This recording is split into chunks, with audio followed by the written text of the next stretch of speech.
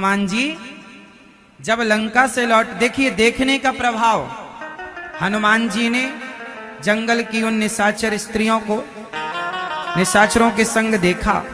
तो हनुमान जी जब लंका से वापस गए राम जी के पास, तो आपने एक चीज नोटिस की, हनुमान जी के द्वारा उनके शरीर से एक बूंद गिरी, जिस बूंद को एक मछली पी गई, और पीने से वह मछली क्या हो गई, गर्भवती हुई, जिसके कारण हनुमान जी का एक पुत्र हो गया।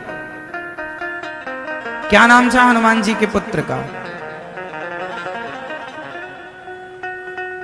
कौन बताएगा? क्या नाम था? पीछे वाले भैया, क्या नाम था? क्या नाम था भैया? हाँ हाँ, हनुमान जी का एक पुत्र हो गया। अब आप कहेंगे कि बिना पत्नी के पुत्र, मछली, क्यों? जानते हैं क्यों? क्योंकि हनुमान जी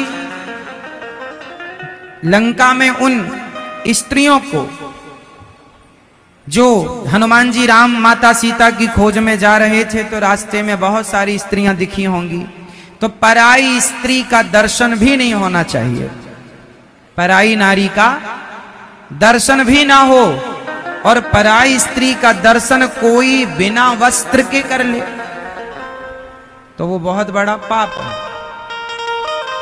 तो यहां आपके लिए शिक्षा छिपी है कि आप लोग पराई स्त्री को देखो मत, और बिना वस्त्र के स्त्रियों को कदापि नहीं। सामने कोई आकर खड़ी भी हो जाए तो अपने नेत्रों को बंद कर लेना चाहिए।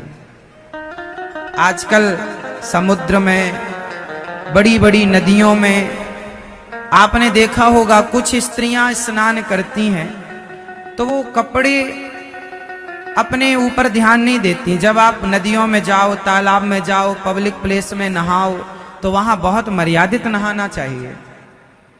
कपड़े बदलते समय भी बहुत बड़ी मर्यादा चाहिए। कुछ लोग तो नदियों के किनारे जाकर इसलिए बैठ जाते हैं कि यहां पर लोग आएंगे तो हम देखेंगे। कुछ लोग तो आपके शरीर को देखने वहां बैठते हैं जाकर। तो आप क्यों ये गलती करो? हमने कभी कभी नदियों का स्नान करने, दर्शन पूजन करने हम भी जाते हैं, वहां भी हम देखते हैं कुछ मतलब जरा से लोग, कुछ ऐसे भी होते हैं जो बड़ी लापरवाही से कपड़े बदलते हैं। शरीर के अंगों का ध्यान नहीं है कि सामने वाला देख रहा है, आप किस प्रकार से लापरवाही कर रहे हैं। क्योंकि पराई स्त्री का दर्शन भी, उसके अंग का दर्शन भी यदि किसी पुरुष को हो जाए, धोखे से भी हो जाए, तो अपराध है। पराई स्त्री का बिना वस्त्र के दर्शन हो जाना बहुत बड़ा अपराध है। और स्त्रियों के लिए भी पर पुरुष का बिना वस्त्र के दर्शन हो जाना भी बहुत बड़ा जघन्य अपराध है। इसलिए हर चीजों से आपको, अपनी आंखों को, अपने कानों को बुरी बातों से, बुरे दर्शन से, बुरे दृश्य से अपनी आंखों को और अपने कानों को बचा के रखना। नहीं बचाएंगे तो बिगड़ेगा किसी का नहीं, आपका बिगड़ेगा। क्योंकि वो जो चीज देखे हो ना, वो दिमाग में बार बार गूंजेगी और आपका मन वहीं वहीं जाएगा। इसलिए जो आप देखते हैं, जो आप सुनते हैं, उसका आपके मन पर, आपके चित्त पर बहुत गहरा प्रभाव पड़ता है। आप इसे मानो मत मानो, कितना आप समझेंगे, कितना नहीं समझेंगे, पर बड़ी गहरी बातें हैं। हाँ या ना? मर्यादाएं तो मर्यादाएं होती हैं, मर्यादाओं का उल्लंघन ना हो किसी भी प्रकार से। हनुमान जी ने देखा तो मकर ध्वज का जन्म हो गया।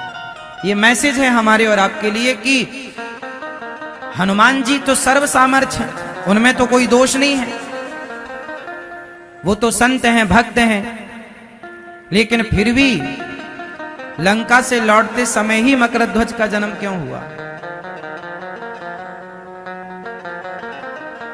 समझ रहे हैं? इसलिए वो तो हमारे लिए मैसेज दे रहे हैं कि बेटा जीवन में गलत चित्र तुम ना देखना।